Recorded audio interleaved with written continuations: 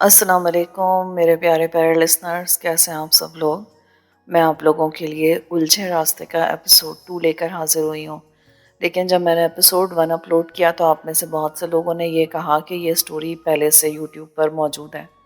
اب آپ لوگوں کو پتہ چلا ہوگا کہ میں نام چینج کر کے سٹوری جو ہے نا وہ کیوں ریکارڈ کرتی ہوں۔ آپ لوگوں میں سے اکثر لوگ پوچھتے ہیں کہ اس کا اوریجنل نام کیا ہے، اس کا رائٹر کون ہے۔ میں اسی وجہ سے نہیں بتاتی کیونکہ وہ آئیڈیاز جو ہیں پھر لوگ چوری کر لیتے ہیں کہ اتنی مشکل سے کوئی سٹوری ڈھونڈو، سلیکٹ کرو آپ لوگوں کے لیے، اور وہ پھر دوسرے لوگ اس کو چوری کرتے ہیں اور وہ جلدی جلدی ریکارڈ کر کے اس کو آگے چلانا شروع کر دیتے ہیں۔ میں نے تاوان اس کے اوریجنل نام سے ریکارڈ کی، مفرور اوریجنل نام سے ریکارڈ کی، نیتکا اوریجنل نام سے ریکارڈ کی، اور بھی اس طرح ایک دو کہانیاں ہیں جو میں نے اصلی ناموں سے ریکارڈ کی ہیں۔ لیکن اگر کوئی سٹوری کا نام چینج کر دے گا تو مجھے تو نہیں پتہ نا کہ یہ سٹوری پہلے سے ہے یوٹیوب پر موجود یا نہیں ہے۔ میں پورا یوٹیوب تو نہیں کھنگالتی نا کسی بھی سٹوری کے لیے کہ بھئی یہ سٹوری ہے نہیں ہے کیا ہے، تو مجھے نہیں پتہ چلتا۔ اب میں نے یہ سٹوری اتنے دل سے شروع کی، مجھے خود بھی یہ پڑھنی تھی، میں نے کہا میں آپ لوگوں کے ساتھ ہی سٹارٹ کروں گی، لیکن اب پتہ چل رہا ہے کہ یہ سٹوری پہلے سے موجود ہے۔ لیکن بہت سے لوگوں نے نہیں بھی سنی تو وہ مجھ سے کہہ رہے ہیں کہ نہیں آپ اس کو کنٹینیو رکھیں۔ تو آپ لوگ مجھے بتائیں کہ مجھے کیا کرنا چاہیے، اس سٹوری کو کنٹینیو کرنا چاہیے یا کوئی نئی سٹوری شروع کرنی چاہیے۔ تو مجھے جس چیز کے بھی ووٹ زیادہ ملیں گے نا تو پھر میں وہ کام کروں گی۔ آج تو میں آپ لوگوں کے لیے ایپیسوڈ 2 ریکارڈ کر رہی ہوں اور پھر میں کامنٹس کا آپ لوگوں کے ویٹ کروں گی کہ مجھے کیا جواب ملتا ہے۔ میں 1 دن 2 دن میں ویٹ کروں گی اور مجھے جس چیز میں بھی زیادہ کامنٹ ملیں گے ہاں یا نہ میں تو پھر میں اس کے مطابق چلوں گی، اور پھر ورنہ میں کوئی اس کی جگہ اور سٹوری کروں گی اگر آپ لوگ نہیں سننا چاہتے یہ۔ تو چلیں شروع کرتے ہیں۔ بے رغبتی کے ساتھ کھانا کھایا اور میں چارپائی پر لیٹ گیا۔ پروین دودھ کا بھرا ہوا پیالہ تھما کر چلی گئی اور میں چاند کے نور تلے دودھ بھرے پیالے میں ابھرتی ہوئی اسما کی شبیہ میں کھو گیا۔ دودھ حلق سے اترنے والا نشہ تھا۔ اسما آنکھوں کے رستے گزر کر دل کی گہرائیوں تک کو چھیدنے والے حسن کا نام تھا جو دل سے اترنے کا نام نہیں لیتا تھا۔ اس میں کوئی شبہ نہیں تھا کہ وہ آواز دیتی، کھالا تو کیا دنیا کا مضبوط سے مضبوط تر مرد بھی خود کو صدائے حسن کی کشش کے ہاتھ میں گروی رکھ چھوڑتا، تھم جاتا۔ میں جب اسے کھالے کے لیے بے چین دیکھتا تو ایک بے نام سا حسد میرے روم روم میں بھر جایا کرتا تھا۔ سردار حیدر خان نورپور کے نمبردار حیات خان کا دور پار کا رشتہ دار اور برادری وال تھا۔ بڑے کروفر والا آدمی تھا۔ قریشی موڑ سے 3 کلومیٹر کے فاصلے پر واقع بلوچ موڑ کے اطراف کی تمام تر اراضی اسی کی ملکیت تھی۔ میرے محتاط اندازے کے مطابق وہ کم و بیش 50 مربع زمین کا مالک تھا۔ صوبائی اسمبلی کے ہر انتخاب میں بڑھ چڑھ کر حصہ لیتا تھا۔ اب تک 2 مرتبہ ممبر بن چکا تھا۔ اس سال بھی وہ اپنے روایتی حریف کو پچھاڑ کر اسمبلی میں پہنچ گیا تھا۔ باوجود کہ وہ جس پارٹی کے ٹکٹ پر الیکشن لڑا تھا وہ حکومت بنانے میں ناکام ہو گئی تھی، اس کے اختیارات اور رسوخ میں کوئی کمی واقع نہیں ہوئی تھی۔ اس کی پارٹی حزب اختلاف میں آ جانے کے باوجود خاصی مضبوط تھی۔ بلوچ موڑ سے مغربی جانب تقریباً 2 کلومیٹر کے فاصلے پر اس کی عالیشان کوٹھی، اس کے جاہو جلال کا استعارہ سڑک پر سے دکھائی دیتی تھی۔ کوٹھی کے اطراف میں چونکہ اسی کے اراضی واقع تھی اس لیے بلوچ نگر سردار حیدر خان کی بستی میں صرف اس کے مزارین اور نوکر چاکر ہی رہائش پذیر تھے۔ گاہے بگاہے وہ سردار حیات خان اور وریام خان کے پاس آتا رہتا تھا۔ ہمارے گاؤں میں اس کی حریف سیاسی پارٹی کے فعال کارکن امان اللہ قریشی کی بھی بڑی سی حویلی واقع تھی جہاں اس کے مخالفین مہینے میں 1 آدھ چکر لگا لیا کرتے تھے۔ انتخابات کے دنوں میں کئی مرتبہ نورپور میں دونوں پارٹیوں کے کارکن دست و گریباں بھی ہو چکے تھے۔ سردار حیدر خان چونکہ سردار حیات خان کی سرپرستی کرتا تھا اس لیے انتخابات کے دنوں میں سردار حیات خان اس کی بھرپور معاونت کیا کرتا تھا۔ اپنے نوکروں چاکروں اور کاروں کو اس کے ڈیرے پر پہنچا دیا کرتا تھا۔ کھالہ بھی انتخابی دنوں میں سردار حیدر خان کی کوٹھی پر چلا جاتا تھا۔ بطور ڈرائیور وہ الیکشن کے نتائج تک انتخابی سرگرمیوں میں پیش رہتا۔ یہیں کہیں اس کی نظر حیدر خان کی پرشکو کوٹھی کے چاند پر پڑ گئی۔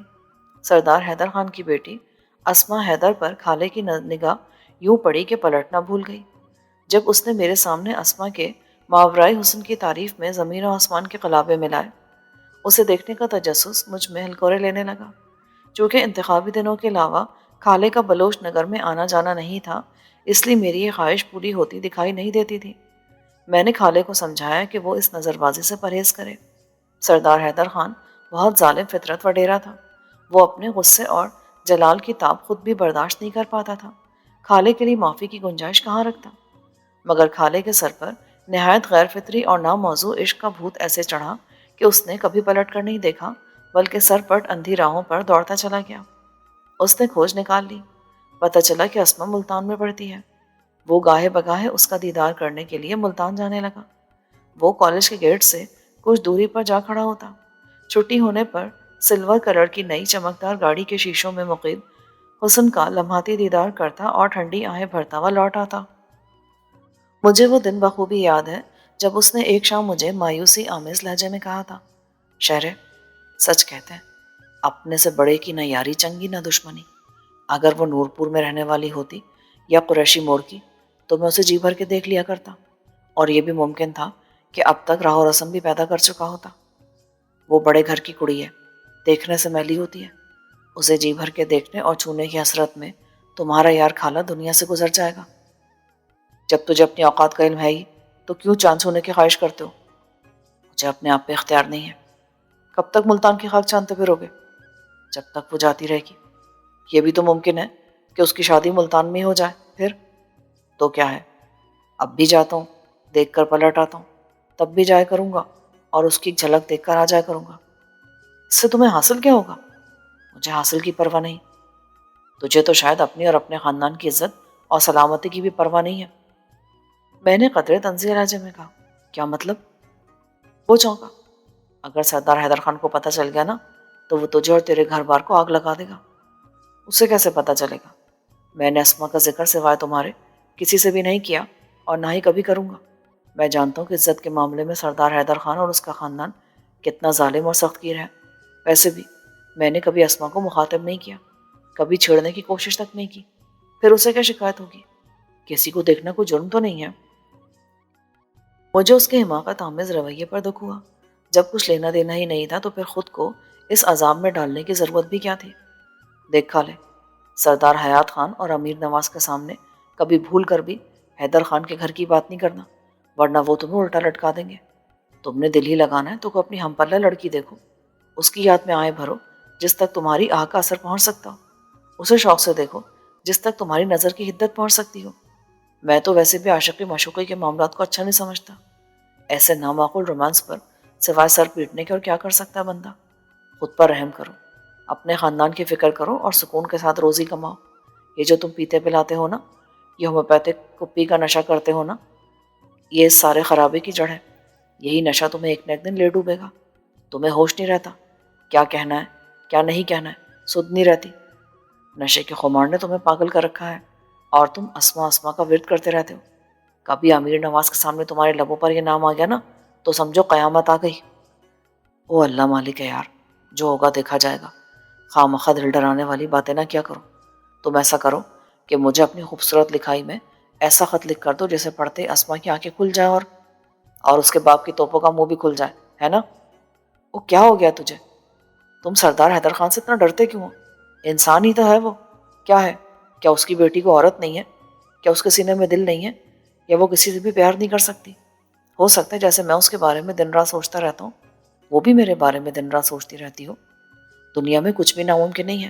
تم نے سنا نہیں کہ کوٹھیوں میں رہنے والی امیر ذاتیوں کے تعلقات ہمیشہ اپنے ڈرائیوروں کے ساتھ قائم ہو جاتے ہیں؟ بعض گھروں سے بھاگ کر شادیاں بھی کر لیتی ہیں ان بے اوقات نوکروں کے ساتھ۔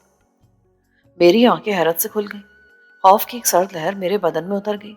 مجھے اندازہ نہیں تھا کہ وہ اس حد تک آگے نکل چکا تھا۔ میں نے اپنے دونوں ہاتھ اس کے آگے جوڑ دیے۔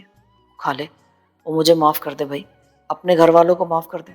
تمہارا تو دماغ خراب ہو گیا ہے، پی پی کر پاگل ہو گئے ہو، اور اگر تمہارے شغل ملے کی یہی کیفیت رہی تو وہ دن دور نہیں جب نور پور کی گلیوں میں تم پر بچے پتھر مارا کریں گے اور تو ننگے پنڈے ادھر ادھر دوڑا پھرے گا۔ اسما کو مت دیکھو، اپنی اوقات کو دیکھو، اپنی شکل و صورت، اپنی نگاہ پر، اپنی حیثیت پر نگاہ ڈالو۔ تجھ میں ایسی ایک بھی خوبی نہیں ہے جس کی بنیاد پر تمہیں کوئی پڑھی لکھی عام سی لڑکی بھی چاہے۔ وہ تو پھر بڑے گھر کی لاڈلی بیٹی ہے، وہ تمہیں زندہ زمین میں گاڑ دے گی یا کسی دیوار میں چنوا دے گی۔ وہ اپنے مخصوص بے نیازانہ انداز میں بولا، پرواہ نہیں، میں پہلا آدمی نہیں ہوں گا جسے زمین میں گاڑا جائے گا یا دیوار میں چنا جائے گا۔ عشق تو عشق ہے، کبھی ایسی دھمکیوں سے خوفزدہ نہیں ہوا۔ تم اگر میرے سچے یار ہو تو مجھے اس کے نام प्यारा सा खत लिख कर दे दो। ये अगर नहीं कर सकते तो अपनी ज़ुबान बंद रखो और मुझे डराने की कोशिश मत करो। मैं खामोश हो गया। उसके सर पर इश्क का भूत सवार था। ये हवा जिस सर पर बैठ जाए उसे इर्द गिर्द की सूझबूझ खत्म करवा देता है। उसे समझाने का अमल मैंने गाहे बगाहे जारी रखा, बात बेबात उसकी मरम्मत करता, मगर मैं जूं जूं उसे बाज रखने की कोशिश करता तो उसका जुनून शिद्दत इख्तियार करता गया। मैं नातजुर्बेकारी में उसके शौक को मैं मिस करता गया। महीने भर बाद की बात है। हम शाम का धुंधका गुजारने हयात खान की हवेली के पिछवाड़े पुख्ता खाल के निक्के पर हस्बे आदत बैठकर खुशगप्पियां लगा रहे थे कि यक लफ्त खाले के मुंह से फूटा, शहरे, मजे की बात बताऊं एक? हाँ हाँ, क्यों नहीं। आज मैंने अस्मा को जी भर के देखा। कहाँ? मुल्तान में। और कहाँ? मेरे ऐन सामने सड़क पर उसकी गाड़ी का टायर पंचर हो गया। ड्राइवर टायर बदलने लगा। वो गाड़ी का दरवाज़ा खोलकर सड़क पर आ गई। कुछ देर खड़ी टायर को देखती रही। मैं उसे देखता रहा। फिर वो दोबारा गाड़ी में बैठ गई। मैं बुत की तरह खड़ा उसे देखता रहा। ओए शहरे, ईमान से सच कह रहा हूँ, उसने भी बड़े गौर से देखा था मुझे। उसके देखने से मुझे यूँ लगा था जैसे 440 वोल्ट का करंट लगाओ, जैसे मेरे बदन का सारा खून निचड़कर मेरी आंखों में आ गया। गौर से देखा तो पता चला कि उसके जैसी तो पूरी दुनिया में कोई लड़की नहीं है यार। इतने लंबे लंबे स्याह बाल, मोटी मोटी काली काली आंखें, सेबों की तरह लाल लाल गाल। अच्छा अच्छा, ज़्यादा तारीफ मत करो। ये बताओ कि उसने तुम्हें पहचाना तो नहीं? क्या मतलब? उसे क्या पता मैं कौन हूँ? जब मैंने बलूच नगर में उसे देखा था तो वो गाड़ी से उतरकर हवेली के बड़े फाटक में दाखिल हो रही थी। उसने यकीनन मुझे नहीं देखा था।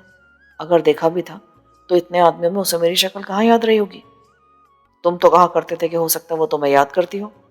वो तो मैं ऐसे ही कहता था, लेकिन आज वो ज़रूर मेरे बारे में सोच रही होगी। वो क्यों? आज उसने मुझे गौर से देख जो लिया है। तब तो वो डर के मारे कांप रही होगी। क्यों? क्या मैं इतना बदसूरत हूँ? तो और क्या तुम खूबसूरत हो? मुझे यकीन है तुम्हारे बच्चे भी तुम्हें देखकर डर के मारे माँ की गोद में छुप जाया करेंगे। वो नहीं डरेंगे शहर खान। पर क्यों?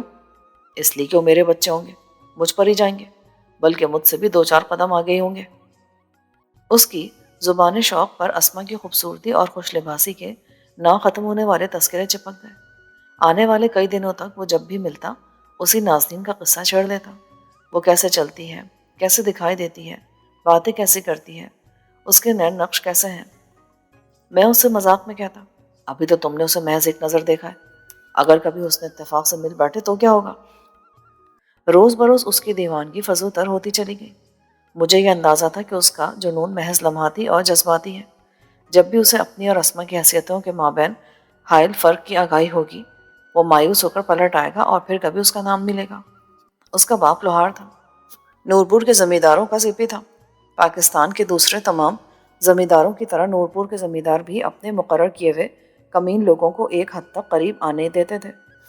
बिलाशुबा खाले और उसके बाप का हर घर में खुला आना जाना था और किसी घर में भी उनसे पर्दा नहीं किया जाता था, मगर इसका मतलब ये भी नहीं था कि उन्हें अपना हमसर करार दे दिया जाता। यही सूरत हाल सरदार हैदर खान और उसके ख़ानदान की थी। वो ख़ानदानी पस मंज़र के लिहाज से बहुत बड़ा था। उस पर मुस्तज़ान उसका सूबाई असम्बली का मेंबर बन जाना था। उसकी जवां साल बेटी मुल्तान के कॉलेज में पढ़ती थी। मैं नहीं जानता था कि वो वहाँ क्या पढ़ती है, मगर ये ज़रूर अंदाज़ा कर सकता था कि वो आला तालीम के लिए ही वहाँ मुक़ीम होगी। मुमकिन ही नहीं था कि वो आम से खद्दोखाल वाले सांवले लोहार के लिए अपने दिल में नरम जज्बात पालती। ये बाइद नहीं था कि अगर कभी खाला अपनी औकात से ऊपर उठकर उसे देखने की गलती करता तो वो अपने बाप के कारिंदों के ज़रिए उसे बिल्कुल ऊपर उठवा देती। मैंने ये बातें वक्तन फ़वक्तन खाले से भी की थी, उसे समझाने की बहुत देरी कोशिशें की, मगर उसके पास अपने मौक़िफ़ पर अनगिनत जज्बाती इस्तदलाल थे, बजस के वो सभी इस्तदलाल किताबी थे। वो बज़िद था कि मुमकिन है अस्मा उसके जुनून व मोहब्बत और शौक़ को देखते हुए माइल हो जाए।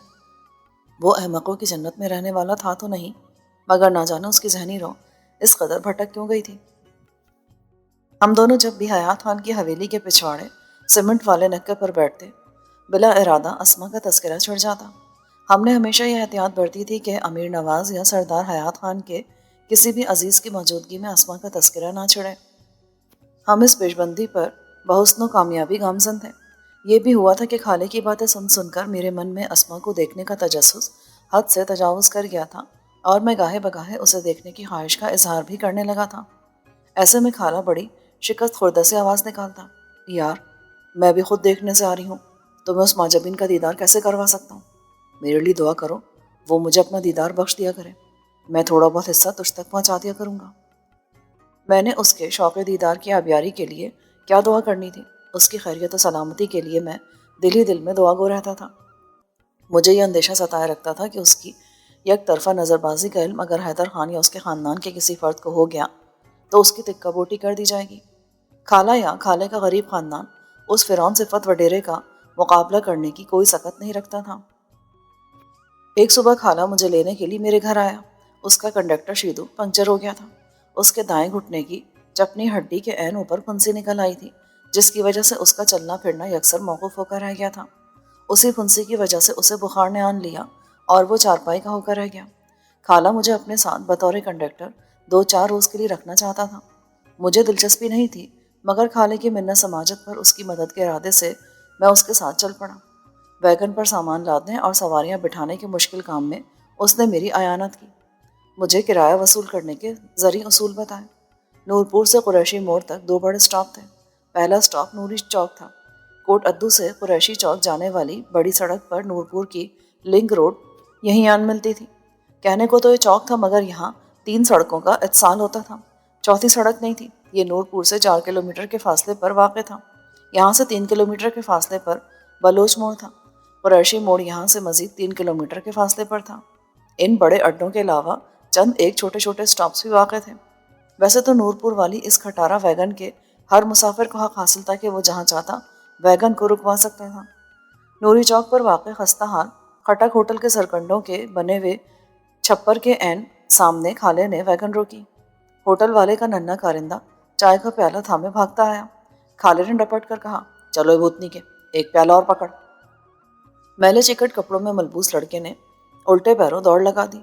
خالے نے پائلٹ گیٹ کھولا اور اشارے سے مجھے اپنی جانب بلایا، پھر ایک آنکھ دبا کر بولا، شرے دعا کر، پیر کا دن ہے، بلوچ موڑ پر جل پری کا دیدار نصیب ہو جائے۔ پیر کا دن خاص ہے کیا؟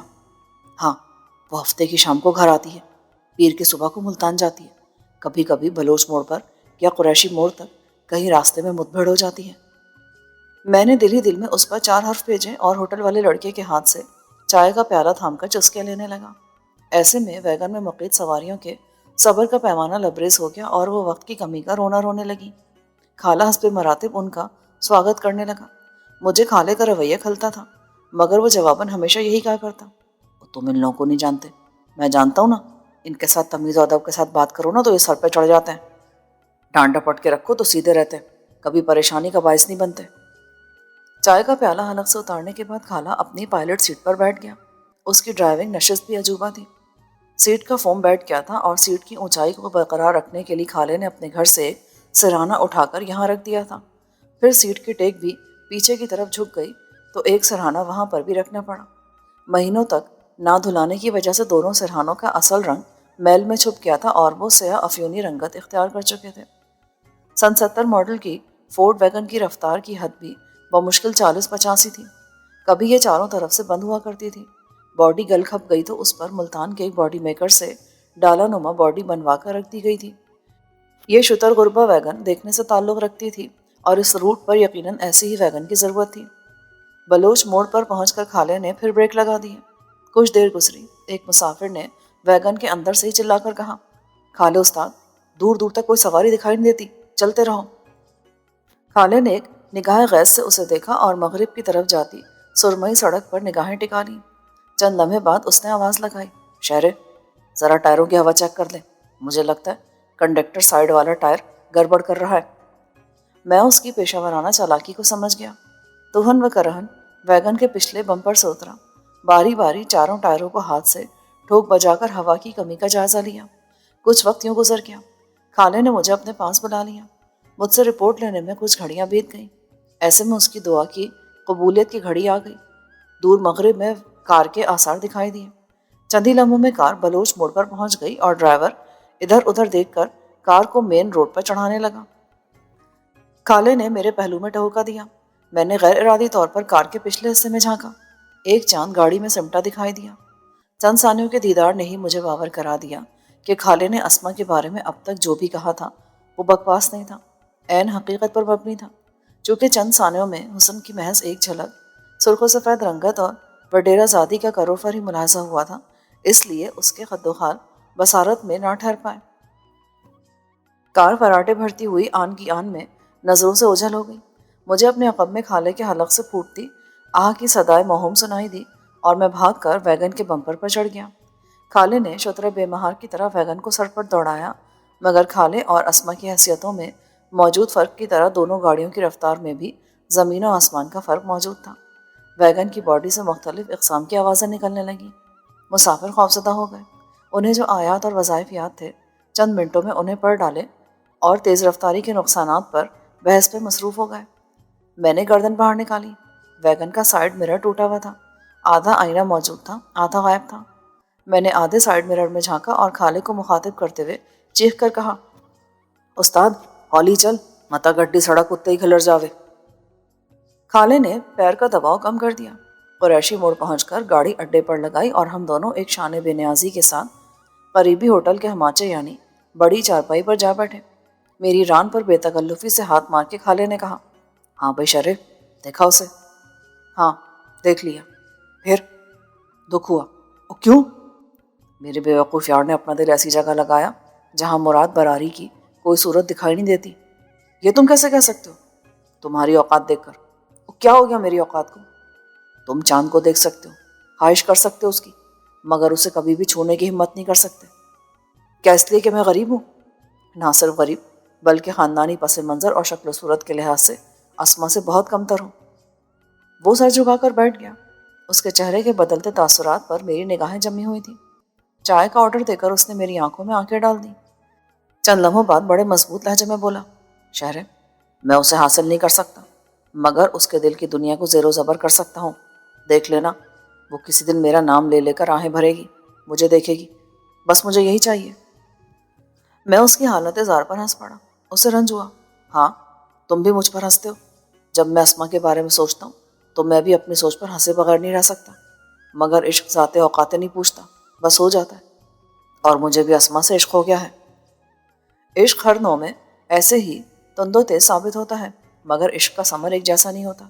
کہیں گل و گلزار مہکتے ہیں، کہیں باد سموم چلتی ہے، تو کہیں پر آگ کے جھلساوے مقدر ٹھہرتے ہیں۔ خالہ فطرتاً ضدی اور انا پرست واقع ہوا تھا۔ میرے سمجھانے سے سمجھنے والا نہیں تھا۔ مجھے سمجھنا تھا کہ اسے اس کے حال پر چھوڑ دینے میں ہی عافیت تھی۔ آنے والے کسی وقت میں اسے شعور از خود عطا ہو جانا تھا۔ میں نے اس کی توجہ بٹانے کے لیے شموں کا تذکرہ چھیڑ دیا۔ اسما کے چکر میں تم اپنی شموں کو تو بھول ہی گئے ہو، کیا اسے پتا ہے کہ تم نے اپنی راہ بدل لی ہے؟ اس نے نیم لاپرواہی سے کہا، کبھی کبھی شکوہ کرتی ہے۔ میں نے اسے سمجھا دیا کہ میری اور اس کی راہیں الگ ہیں، اس لیے مجھے نہ بلایا کرے اور نہ ہی تحفے بھیجا کرے۔ کیا شیر قصائی کو تمہاری اس عشق کہانی کا پتہ چل گیا تھا؟ اگر پتہ چل گیا ہوتا نا تو اپنے بڑے سے بغتے سے میرے ٹکڑے ٹکڑے کر چکا ہوتا، اور اب تک نور پور کے حالسی کتے میری بوٹیاں بھی ہضم کر چکے ہوتے۔ اس نے ہنس کر کہا، شیرہ قصائی شموں کا باپ تھا۔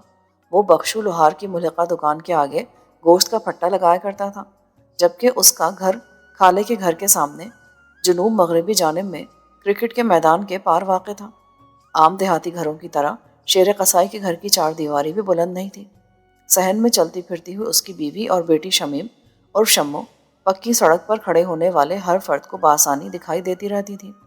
خالے اور شمو کا آنکھ مٹکا بھی اسی دستیاب سہولت کے سبب شروع ہوا، جو ہوتے ہوتے اچھے خاصے پرجوش عشق میں بدل گیا تھا۔ اگر بیچ میں اسما کا معاملہ کھڑا نہ ہوا ہوتا تو اب تک اس عشق کی وارداتوں میں خاصا اضافہ ہو چکا ہوتا۔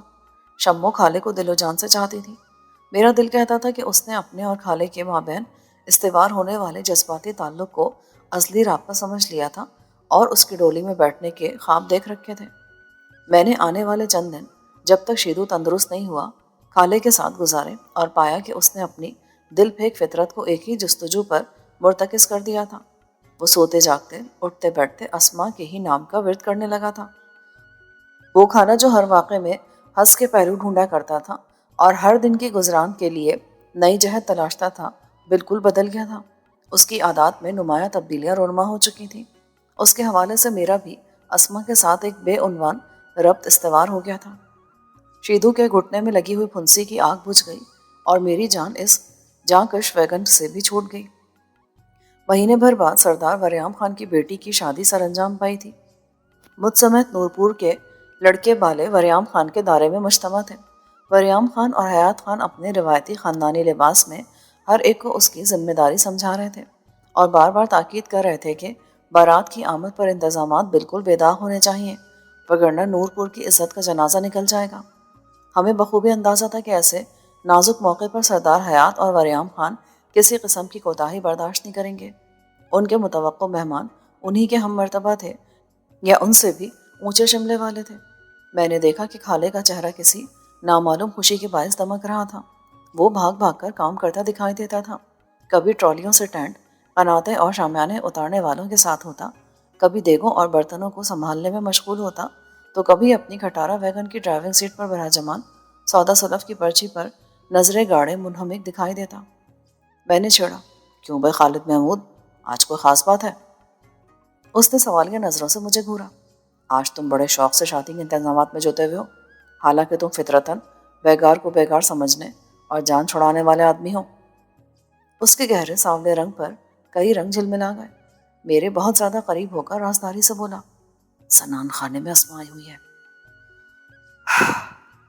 میں نے ایک طویل سانس حلق سے خارج کی۔ تم نے دیکھا اسے؟ ہاں، میں اسے 2-3 مرتبہ دیکھ چکا ہوں۔ کیسے؟ اس نے مجھے بازو سے پکڑا، ٹینٹ کے استادہ بانسوں کے بیچ میں سے گزارتے ہوئے دائرے کی مغربی دیوار کے پاس لے گیا اور دیوار کی جانب منہ کر کے زمین پر بیٹھ گیا۔ میں نے بھی اس کی تقلید کی۔ تب وہ روزن دکھائی دی جو اینٹ کے نکلنے سے دیوار میں پیدا ہو گئی تھی۔ اس نے روزن پر آنکھ ٹکائی، چند لمحے دیکھتا رہا، پھر ہاتھ کے اشارے سے مجھے قریب کرتے ہوئے سرگوشیانہ انداز میں بولا، وہ دیکھو، وہ بڑے سے برآمدے کے تیسرے ستون کے ساتھ ٹیک لگائے کھڑی ہے۔ میں نے دیکھا۔ کچھ لمحوں تک تو منظر پوری طرح آشکار نہیں ہوا۔ سدمندی کے اترتے ہی ستون کے ساتھ کمر ٹکا کر کھڑی اسما دکھائی دی۔ اس کا منہ شمال کی جانب تھا اور روزن سے دیکھنے پر اس کے چہرے کی ایک سائڈ دکھائی دے رہی تھی۔ خالے نے اچانک مجھے شانے سے دھکیل کر پرے ہٹا دیا۔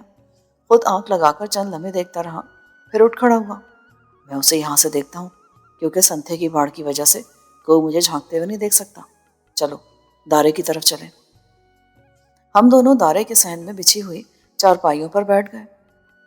ہمارے ہم عمر کچھ کم و بیش عمر والے تفویض شدہ کاموں کو پایہ تکمیل تک پہنچانے میں سرگردہ تھے۔ آواز نیچے رکھتے ہوئے خالہ مجھ سے بولا، میں نے رات کو اسما کو ناچتے ہوئے بھی دیکھا تھا۔ سچ؟ میری حیرانی فزوں تر ہو گئی۔ ہاں تو وریام خان کی بیٹی کی مہندی کی رسم کا دھوم دھڑکا رات بھر چلتا رہا۔ باری باری سبھی لڑکیوں نے ڈانس کیا، ڈھولک بجی اور خوب دھما چوکڑی ہوئی۔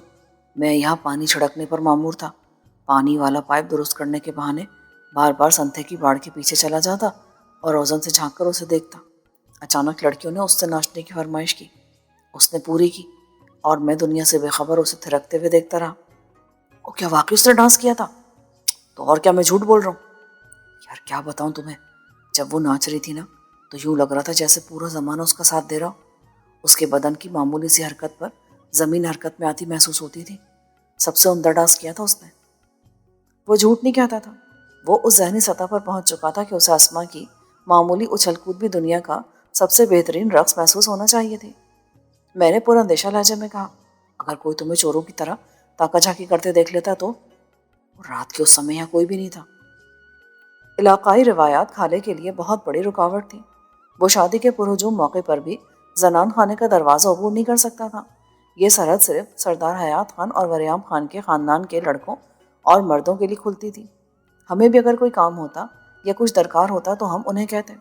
وہ زنان خانے میں جاتے اور ہماری مطلوبہ شے ڈھونڈ لاتے۔ جب دن چڑھے، نورپور والی سڑک پر شہنائیاں گونجی، پٹاخے پھوٹے، تب شاید خالے کی قسمت بھی ہڑبڑا کر جاگ گئی۔ سردار وریام خان کا بڑا بیٹا بہرام خان بھاگا ہوا دارے میں داخل ہوا۔ ہماری ٹولی پر نگاہ پڑی تو تیر کی طرح ہماری طرف بڑھا۔ مجھے مخاطب کر کے بولا، شہرے، تم اندر جا کر بتاؤ کہ بارات آ گئی ہے۔ یہ بھی بتانا کہ پھول آخری کمرے میں سفید چادر کے نیچے چارپائی پر رکھے ہوئے ہیں۔ وہ کافی جلدی میں تھا، حکم دے کر الٹے پیروں باہر کی طرف بھاگا۔ اسے یہ بھی دھیان نہیں رہا کہ ان کے ہاں مہمانوں کی آمد کے بعد ہمارا زنان خانے میں داخلہ ممنوع قرار پایا تھا۔